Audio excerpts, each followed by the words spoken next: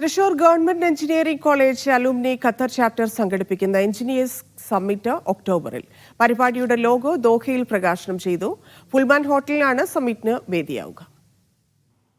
Qatar engineers summit അഥവാ question എന്ന പേരിൽ സംഘടിപ്പിക്കുന്ന പരിപാടി ഖത്തറിലെ ഇന്ത്യൻ അംബാസിഡർ വിപുൽ ഉദ്ഘാടനം ചെയ്യും.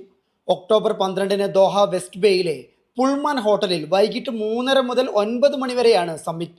എഞ്ചിനീയറിംഗ് മേഖലയിൽ ആർട്ടിഫിഷ്യൽ ഇന്റലിജൻസിന്റെ സാധ്യതകൾ സമ്മിറ്റ് ചർച്ച ചെയ്യും. Artificial intelligence in project management and engineering എന്നതാണ് ഈ വർഷത്തെ വിഷയം.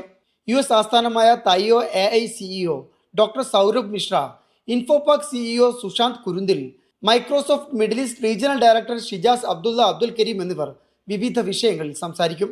ക്ഷണിക്കപ്പെട്ട അതിഥികളാണ് സമ്മിറ്റിൽ പങ്കെടുക്കുക. വാർത്താ സമ്മേളനത്തിൽ Quest president Tommy Varkey, summit വക്താവ് ക്ഷേമ ആൻഡ്രൂസ് തുടങ്ങിയവർ പങ്കെടുത്തു.